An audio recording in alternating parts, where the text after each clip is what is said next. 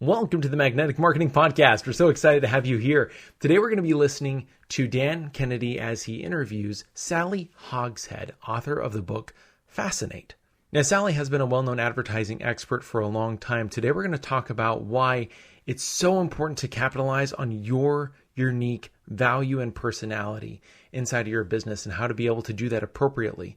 Plus, how you're going to be able to use fascination in conjunction with persuasion, how they differ, how to use them together, and in the end, we'll give you a formula for creating an introduction that truly fascinates your customers and helps you ensure that they are the correct match for what you offer. I don't think there's anybody that has had a bigger impact in the field of direct response than Dan Kennedy. The legend of Dan Kennedy should be ignored at your own peril. They're not really lessons, they're kind of laws that you live by. Dan opened my eyes to what small business marketing looks like. Dan teaches strategic direct response that is timeless. His ripple effect touches people who don't even know his name. The world as we know it was changed because Dan Kennedy became obsessed with marketing. Welcome to the Magnetic Marketing Podcast with your host, Dan Kennedy. Good afternoon, Diamond members. We are here again. With us today, as you undoubtedly know, is Sally Hogshead. And if you've followed my many recommendations, you should already be reasonably familiar with her and her work. You should have read her book, Fascinate. If you haven't, as soon as we finish this call, it would be an excellent time to trundle your fingers over to Amazon and get your paws on a copy. But briefly, Sally comes from the advertising business, essentially as I do. As I have told people in the run-up to Super Conference, I do not think I am easily impressed. I am very impressed with her work. I recommend it highly. It's a very sophisticated approach to an important part of the marketing process. And so today we're going to talk a little bit about that and about how fascination works and why it's important and why it's different than persuasion but fits with persuasion. So, Sally, welcome. Thank you for joining us. Hi, Dan. I'm happy to be here. And I thought we'd sort of start with the problem and then talk about the cure. So let's start with the old formula: attention, interest, desire, action. So we'll start with attention and sort of the evolved and evolving problem, what used to be true about attention span that isn't, and what's true now. What used to be true about attention is that you had 20 minutes to earn somebody's attention and capture their interest. The average attention span was 20 minutes long. And this meant that, let's say you're introducing yourself to somebody at a networking event. It meant that you could ease into that conversation. You could tap them on the shoulder, introduce yourself, spend a little time on the fluff, on the weather, on the environment before you really got into any kind of meat. Today, it's totally different. The average attention span is only 9 seconds. This means that after 9 seconds, the person that you've just tapped on the shoulder, their brain will involuntarily, whether they realize it or not, start focusing on other things around this room. And you know this feeling. This is when you're talking with somebody and you can tell they're distracted. You can tell they're kind of mentally scrolling through their emails or their to-do list. What you're saying is going in one ear and out the other. So in this distracted world, how can you immediately add value? Because here's the big problem, Dan. It's not just the attention span. The attention span isn't the issue in and of itself. The problem is that we damage our personal brand. We damage our reputation when we ask people for their attention and we don't give them something of value in return immediately.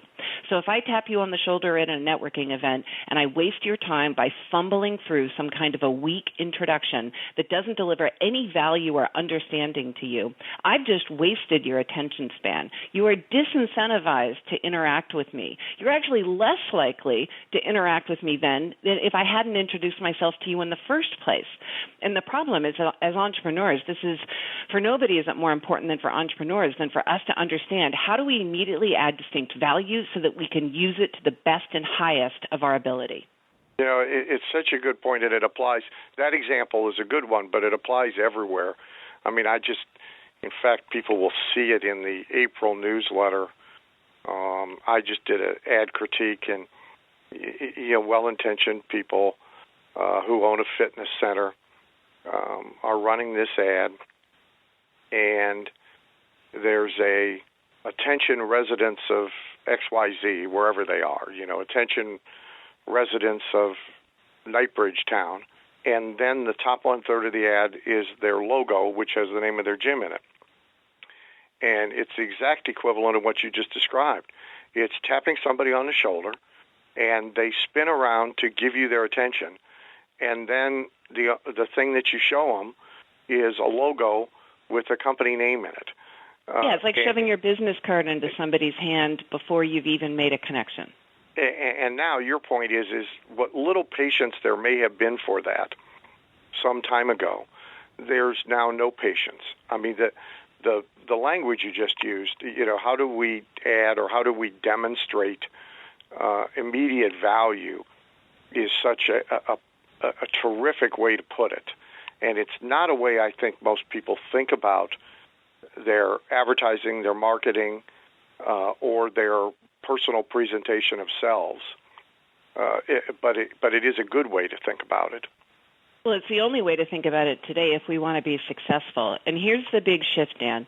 It used to be your success as an entrepreneur or in life as a communicator used to be about how you see the world. So that's where how you see the world was the most important thing you needed to know in terms of communication. This is where the tapping on the shoulder at a networking event without giving value comes from. It's where using the top third of an ad to have a logo to announce yourself comes from. Well, how you see the world doesn't really matter when the environment becomes intensely competitive, intensely distracted. What really matters is not how you see the world. What matters is how the world sees you. And when you start to make this shift of understanding how the world sees you as a person, as a company, as a business, as a brand, that's when you can really start to persuade and influence. So can you give me an example of a either bad versus good or a transition from bad to good? Yes. Let's say we have two different salespeople. Let's just use salespeople since it's a good common reference. Let's say they're financial advisors, and there's a really hot key prospect they love to work with. We'll name this prospect the Martins. The Martins are going to be talking to a few different financial advisors to decide which one they should work with. And the Martins are empty nesters. They have a lot of money to invest. They're in a really great position, so they're extremely desirable as a prospect. A financial advisor A goes in. Let's call him Andy. Andy comes in, and he has a shy personality. He's not necessarily charismatic, but Andy's really clear on the value he provides. He's done his background research. He knows what the Martins need. He doesn't know them personally, but he's done as much background research as he can so he can come in with a confident point of view. He understands the opportunity that he can deliver for them. But most of all, Andy understands the personality advantage that he has, what I call the fascination advantage. Andy knows how the Martins are going to see him. He understands the signals that he's giving off. He understands. Can I stop you right there without derailing your train? Yeah, absolutely. Okay. So first of all, just as a side comment, some people know, some people don't know, but the financial advisor example is kind of apt because Matt Zagula and I brought Sally into the coaching group of top-performing financial advisors that we've worked with over the past couple of years, and she just did a spectacular job. I wanted to say that, but the thing I didn't want people to miss that you just said is, as a result of your process, this financial advisor would have great clarity about how the Martins would see and perceive him based on who they are and what his fascinations, strengths, and weaknesses are. And that's something most people probably don't have a great deal of clarity about when they get on the phone, get with somebody in person, or even communicate through media. They really haven't thought through how is this person at the other end going to perceive me. And that's a very powerful part of your process. Now just ignore me and start back where you were with Andy. I'm going to derail myself for a minute and focus on what you said, because the point that you made was there's a methodology behind this. This isn't random. You don't have to be creative to figure this out. That if you don't understand your own distinct value, you're a commodity. You're interchangeable with anybody else. You're interchangeable with your competitor. And if you're interchangeable with your competitor, then you can be replicated, you can be outpriced, and you're going to lose your place in the market. You're going to become irrelevant, forgotten, and ignored. So there's a lot at stake here. There's a lot at stake for the financial advisor that we're talking about in this hypothetical scenario that we're making up as we go along. But the same is true for each person on the line. Each of us, our businesses, will live or die on our ability to avoid commoditization and focus on our distinct value. And it's our job as the leaders of the organizations to understand how we as individuals, how our personalities add value, because we lead the company. The value of the company, to a large part, is going to be defined by the way we as the individual leader define that. So let's come back to our story that we're making up as we go along. So when you're really clear on the value that you provide, like Andy, the financial advisor that we're describing here, when you're really clear on how the world sees you, and you're clear on how you communicate what makes you different and better than your competition, not just your product. This is not about products and services. Products and services can be replicated. Products and services for most of us are commodities. You drill fillings, I drill fillings. You install carpet, I install carpet. You sell financial products, I sell financial products. We can't just compete on our products and services. We have to understand how we as individuals add value. So Andy's really clear on that. So when Andy communicates with the Martins, he's able to communicate in a way that captures their full attention. They're not just interested, they're fascinated. And in this moment of fascination, their brains are only focusing on Andy and on his message. So they don't experience doubt. They don't feel confused. They don't feel overwhelmed. Mr. Martin is not thinking about the game that's going to be on TV later that day, and Mrs. Martin is not thinking about her shopping list. They're thinking about their financial future with Andy, and they're totally immersed.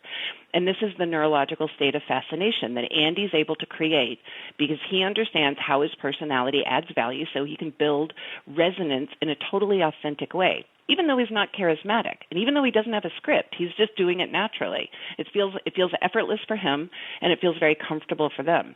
But now imagine Andy's meeting ends, and the Martins are really happy with him as a possible advisor. But they have another meeting, and the next guy's name, we'll call him Simon. So Simon comes in, and his products are equivalent, potentially even a little bit better. But the problem is that when he comes in, he feels awkward. He's kind of fumbling, and he's focusing so much on the product and service that it starts to become uncomfortable for Mr. and Mrs. Martin. Without even realizing it, Simon is creating stress. He's creating stress for them. He feels stressed. He doesn't have the right words. He doesn't have a good introduction, and so he fails to fascinate them. And so Mr. Martin starts thinking about all the other things he could be doing. Do they really have to make this decision? They become overwhelmed, and they just want to end the meeting as quickly as possible. And we've all been in this meeting before. When we blow the meeting, we fail to captivate our listener, and we lose as a result. So the difference between Simon, who failed, and Andy, who wins, is not the products that they're selling. The difference is that Andy understands the way his personality adds value because he understands his fascination and advantage. He knows their need, he knows his opportunity, and he knows his competitive advantage to leverage himself and all the personality assets at his disposal. If I may, there's a third financial advisor, so we can call him Charlie. And what Charlie would come in the room with is, in a sense, as bad as Simon, if not worse. He would come in delivering the same canned, memorized PowerPoints on laptop presentation that he delivers to everybody in exactly the same way. And that, too, is going to have the 9-second tune-out effect, because it's my contention as soon as people realize that they're getting a one-size-fits-all presentation, their interest in it ends. Their interest ends, and there's almost a repulsion that happens. People don't want to interact with you when you waste their attention span. So it becomes this is important with the Martins, but it's also important with our current clients, with our employees, with our partners. When we waste people's attention span, we lose, we fail. People start to shut us out. So the stakes are big. I want to go back to one other thing that you said, because I want to be sure that I'm clear and that people are clear. So I'm not now going to get it verbatim because I didn't jot it down, but you indicated that if you have a grasp of this, if you do this right, regardless of our in-person example, or I could translate it to sales letter, ad, webinar, etc., you can actually change the neurological state of the prospect, listener, reader, viewer, audience. Talk a little bit about that. We've all had the experience of feeling fascinated by a movie that we're watching. You know that feeling? You're watching a movie, and it's almost like time seems to either fly by or stand still. You know, you're not thinking about the outside world because you're totally immersed. And if somebody could look at your brain in that moment when you're totally fascinated, when you're fixated or mesmerized by a story or a person or an idea, falling in love with them, in that moment, your brain is in a state of relaxed happiness. And in fact, neurologists have looked at professional golfers, look at their brain on an MRI when they're just mentally going through their swing. And when the golfer goes through his swing, his brain becomes completely focused and relaxed. He's in the zone.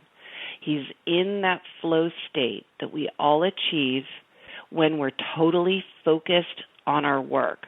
You know these moments in your work when you're in that flow where the ideas just seem to come and you're operating at your peak performance. This is that flow state that happens when we are using our natural fascination advantage. So it stops feeling like a struggle, stops feeling like work. You know, it doesn't feel like an awkward, unnatural way of communicating. It just feels like exactly you doing what you do at your best, just like a professional golfer mentally rehearsing his swing. So when you're in this state and you're talking to a prospect, when you feel natural, your body relaxes, your prospect relaxes without even realizing it. They're picking up on these cues from you. They understand that you're in a position right then of your maximum influence. And in that moment, their brain opens up in the same way, and it's into a state of relaxed happiness.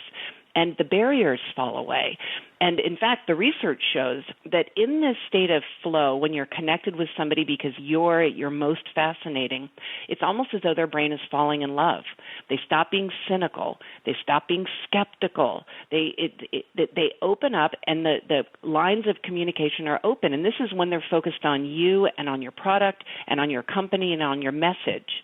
And we're most likely to persuade them in this moment. These are these golden windows of communication that we need to look for as entrepreneurs, these golden windows of opportunity when we can communicate with somebody so powerfully that we can change their decision-making process and their purchase process. So tell me now how you think of the translation of that from face-to-face one-on-one selling to one-to-many selling, or use of media. The exact same principles apply between you as an individual and your company. The Fascinate system, the Fascination Advantage system, was originally built on branding. So all of the principles that apply for paid media or for direct response also apply for you in a meeting, just like we were talking about a moment ago. Your job is not just to tap somebody on the shoulder at a cocktail party or with your advertising and ask them for their attention. That you're going to fail if you do that, and you're going to turn them off, and it's a waste of money. Just donate that money to charity because it's a much better place than any kind of paid media. Instead, we want to fascinate our listeners, to fascinate our audience. And the way in which we're most likely to do that is through our natural, authentic fascination advantage. And so my company studies, well, what is your fascination advantage as an individual? What is it about you that makes you most influential, that makes you most persuasive? Why are people most likely to trust you and believe you and like you and want to follow you and want to buy from you, to refer you and be loyal to you and pay more money for you versus your competition? This is the fallacy of the copywriter's swipe file. and why it's a useful tool, but I always issue a lot of caveats with it, and a lot of people writing their own copy and a lot of journeyman copywriters are basically cut and pasters. So, here's somebody's good headline. I can change it from chiropractic to dental, and I'll use it. And here's somebody's good first paragraph, and here's somebody's good close, and so forth. And it's certainly better than nothing. But what it lacks is the unique voice. It lacks Mike Vance, who, I don't know if you've seen any of Mike's stuff. I think I mentioned him to you, but who worked with Walt for many years. Vance's whole theory about sales and persuasion is that whether people consciously know it or not, at least unconsciously, the thing they're looking for more than anything else is authenticity. Is this person real? Or is this person wearing a mask and conducting a masquerade? And what you're talking about, and I'd like you to just sort of describe maybe a few of the archetypes or how the whole system works, but you're really talking about somebody identifying their personal authenticity and then leveraging it rather than, here's a model that works. Here's a script that works. Now everybody's got to use that. I mean, there's a sales training company. I suppose I shouldn't mention their name.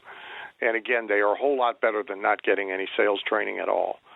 But really, their entire premise is here's an approach, and everybody will now use this approach. And it's better than nothing, but it's nowhere near as good as an authentic personal approach combined with principles that work. So can you talk a little bit more about how your system gets somebody to have a grip on their personal assets and their ability to leverage them? Absolutely. I'm going to bring it back to the individual because there are so many ways, Dan, there's so many ways in which you and I believe many of the same things, most of the same things. And what I've tried to do in my work is bring a system to it. So there's a step-by-step methodology. And I know that our friends on the call today are so familiar with the way you describe this and how it applies to companies and to marketing. I'm going to bring it back into the realm of the individual because I think it's easy for us to step away from the world of marketing just for a minute and think of ourselves and how we introduce ourselves. My research has shown that 90% of introductions fail. 90% of introductions fail to lead to any kind of a authentic communication or any kind of a relationship or even a real conversation. So that means only 10% of introductions will go on to have any kind of success. So we began studying this intensely. Well, what are the components of a successful introduction? And this is part of what I'm going to be teaching at GKIC when we're together at Super Conference. And I'm going to be going into breaking this down into a step-by-step system that before you tap anybody on the shoulder, whether literally or metaphorically, you want to mentally go through these key steps. I'm going to give a quick review right now so that we can start returning to what you were describing, Dan, how important it is to have authenticity and uniqueness. The first step of any interaction is identifying what does the other person need.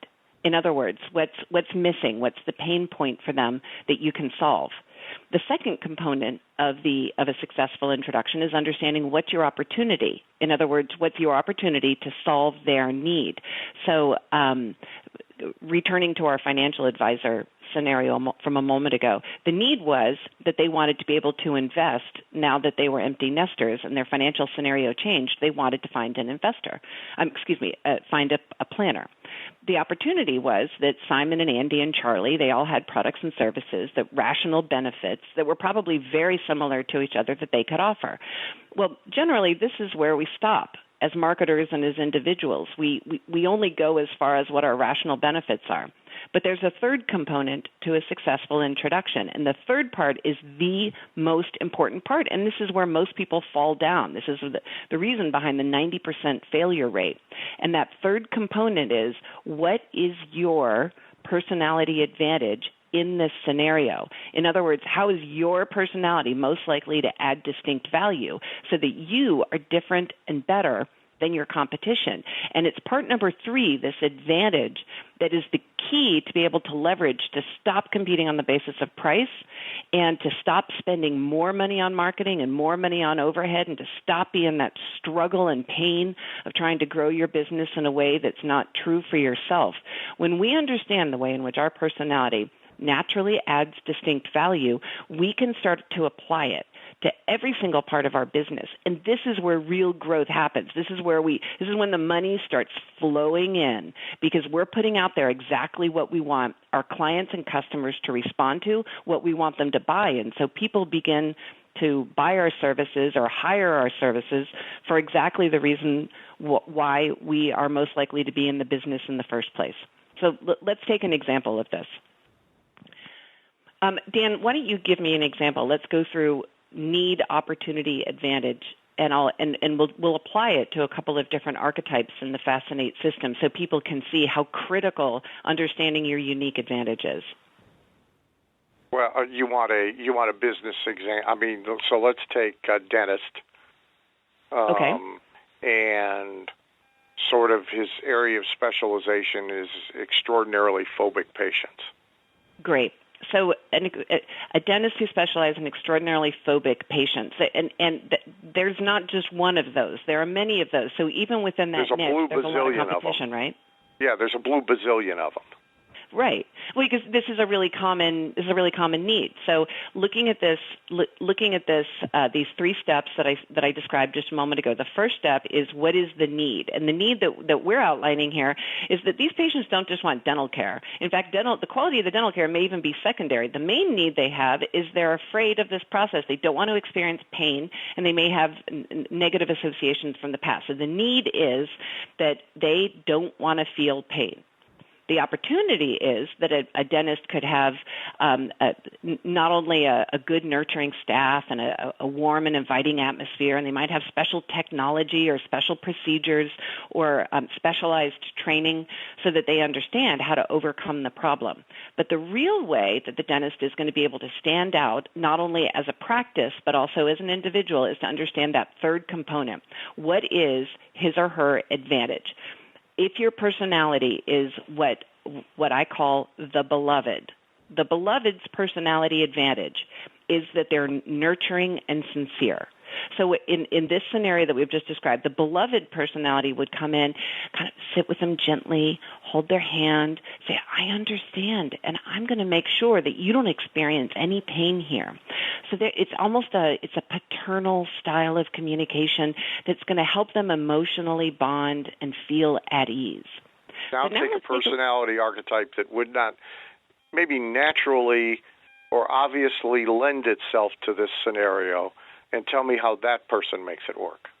Somebody who wouldn't necessarily. Yeah, that's not so obvious, right? The beloved nurturer is obvious. Right. Well, so, how about a watchdog?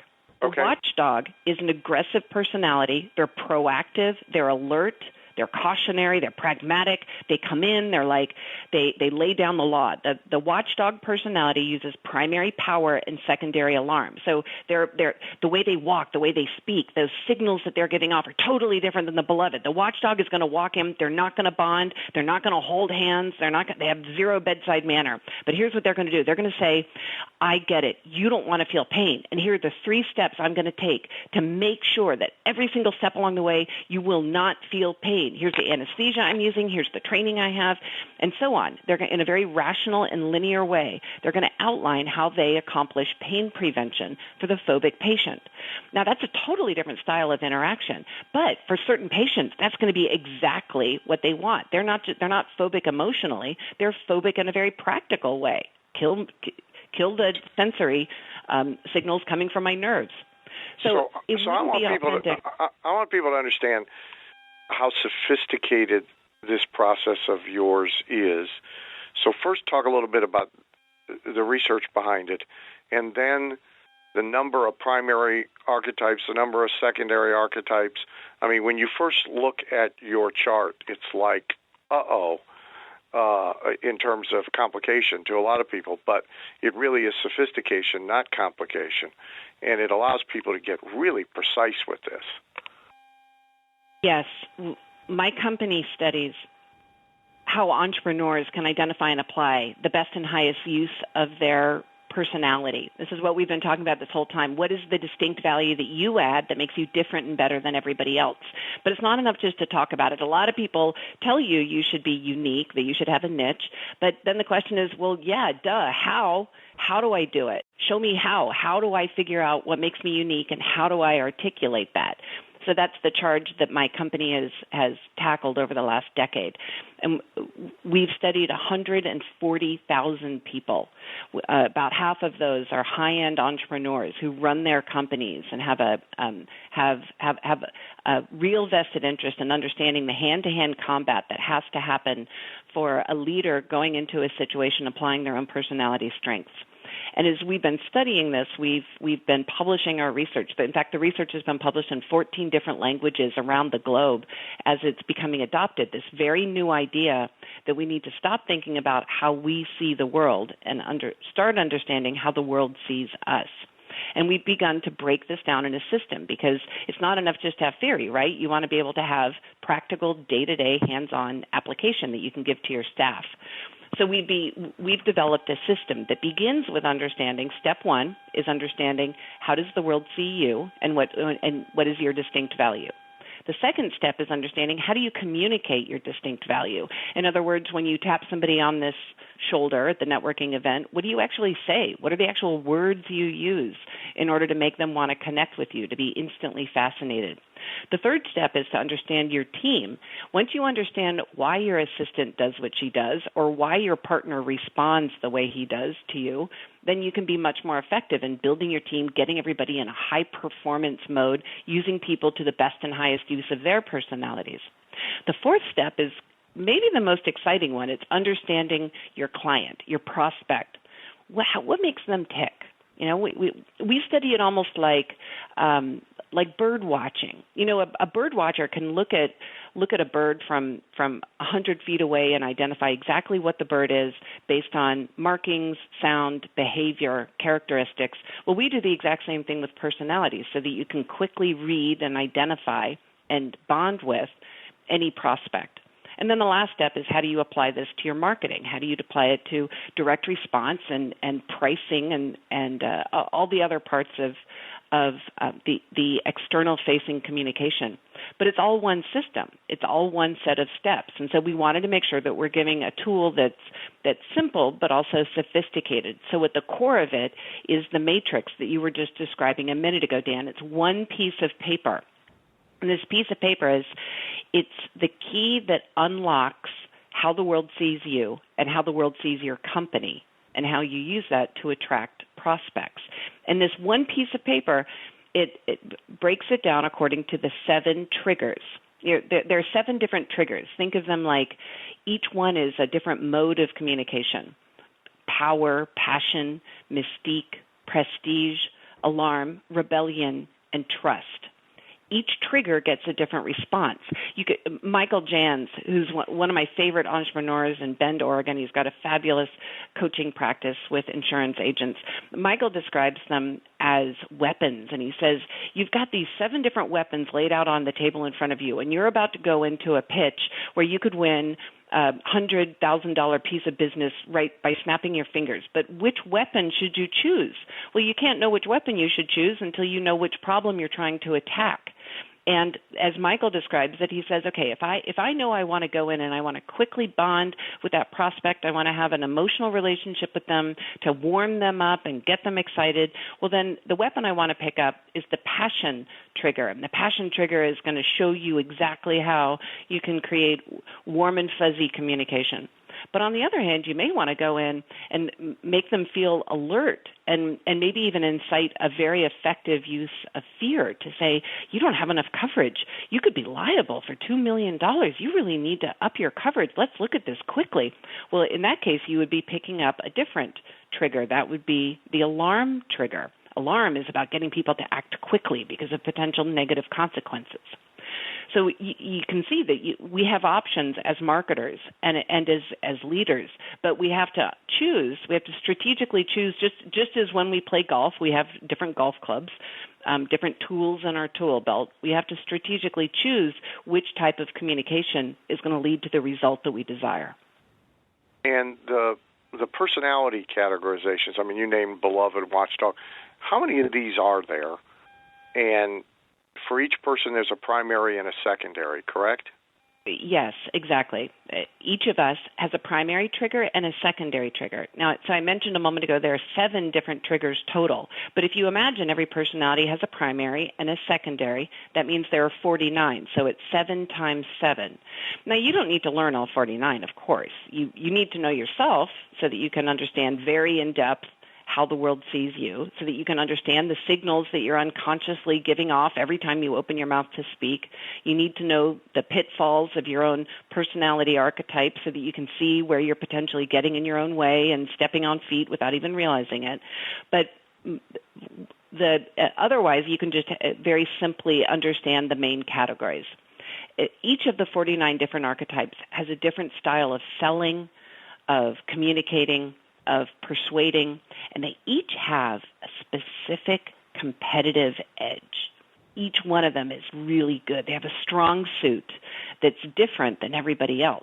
And so if you understand your strong suit, you know, when you're playing at your best, what is it that you're doing that's able to beat anybody else as long as you focus on that forte of yours? When you understand this, then you can see everybody on your team has a different advantage. Every one of your clients has a different advantage. And when you can identify that, then you can use it and you can apply it. This is where your business starts to really grow around your authentic strengths instead of you struggling day by day. Now, some people listening are going to be familiar with personality assessment tools, the old Performax, Driver, Analytical, Expressive, I forget what the fourth one was, the Colby assessment. StrengthsFinder, Myers-Briggs is a big one, right? There you go, yeah. So what's the difference here? Those tests measure how you see the world. I measure how the world sees you, and here's the difference. It's a good metric to have, how you see the world. That's a really good thing for you to know if you live on a desert island.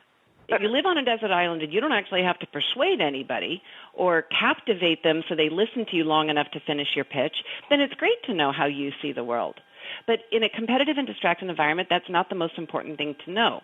Today, you need to know how the world sees you, but there's never been a way to measure that before, because we've been so focused on creating personality tests around psychology and how we see the world that we never thought to flip it to the other side. So I took marketing, and instead of just focusing on companies and how companies communicate themselves to audiences, I started studying, well, how do these principles apply to us as individuals? How do we know how the world sees us? And so by measuring this, we can begin to identify really specific patterns. And after looking at 140,000 people, many of them salespeople, many of them leaders, that's how we begin to articulate how you're most likely to succeed and how you're most likely to fail. Thank you for listening to the Magnetic Marketing Podcast with Dan Kennedy. If you love hearing in on these lost Dan Kennedy talks and speeches and calls, then please let someone else know about this podcast. That's how you can help it to grow. And the more it grows, the more free Dan Kennedy we can bring to you. Also, Dan would love to give you the most incredible free gift ever, designed to help you make maximum money in minimum time. Now, this free gift comes with almost $20,000 in pure money-making information for free just for saying maybe. You can get this gift from Dan right now at nobsletter.com. Not only will you get the $20,000 gift, you're also going to get a subscription to 2 marketing newsletters that will be hand-delivered by the mailman to your mailbox each and every month. One from Dan Kennedy and one from me, Russell Brunson. To get this gift and your subscription, go to nobsletter.com right now.